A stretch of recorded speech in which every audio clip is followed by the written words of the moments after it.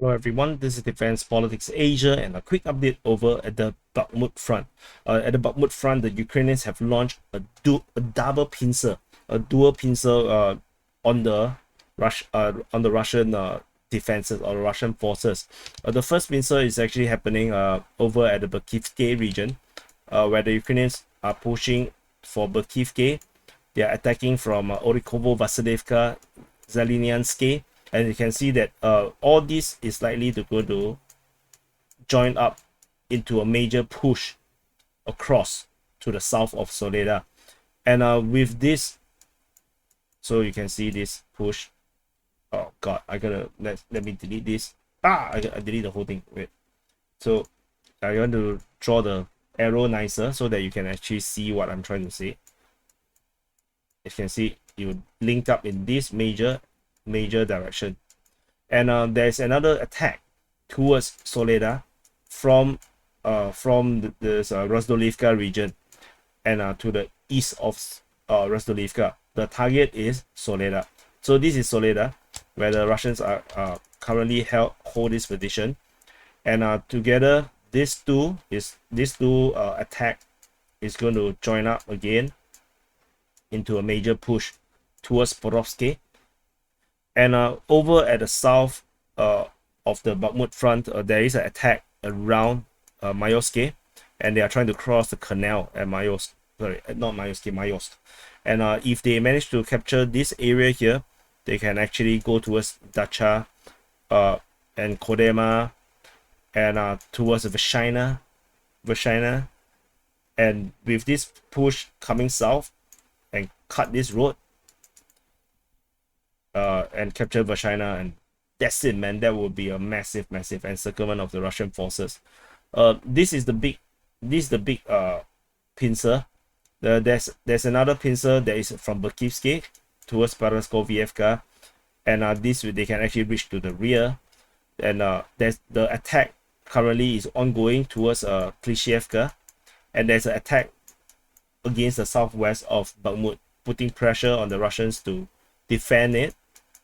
To this allow them to go on to reinforce Klishevka, as they need to defend Klishevka against the Ukrainian push. And if the Ukrainians are successful, they can actually go to the rear, and this is the smaller encirclement. So there's a big encirclement and a smaller encirclement.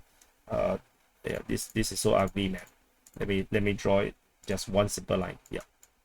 So you can see this is extremely horrible for the Russians. So the entire line here around Bilohora, this entire line here is entirely useless.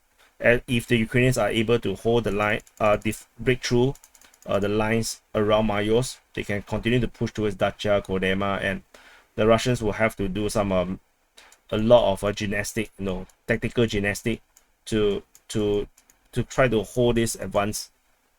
And it's going to pull the Russians in all directions. And the Russians, especially in this area here, is going to be extremely hard pressed to make a decision what to do, because they are being attacked from 3 different sides. And from Zaliniansky, Orikovo, Vasilivka, and Berkhivka, the forces is going to be so stretched in all the directions. They need to decide where to concentrate. And then while they think that they can actually pull forces from Soledar to hold up this defense, here comes another force coming towards Soledar. Then they need to then hold this line along this area here. They have to pull forces northward. It's just they are just getting pulled from all directions. And the Ukrainians, if I'm not wrong, have more forces than the Russians in this sector. So because the Ukrainians have the entire offensive force for the Bakhmut offensive over here. They have another force at Sivas.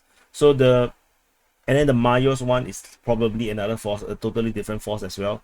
So the Russians are going to be put in all directions.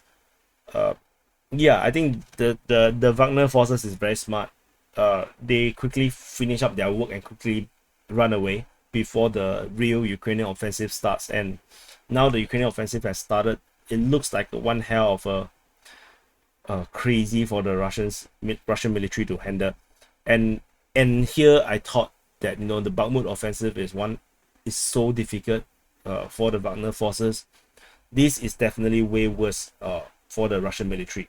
Anyway, this is just a quick update over at the Bakhmut front, and I'll see you in the next update.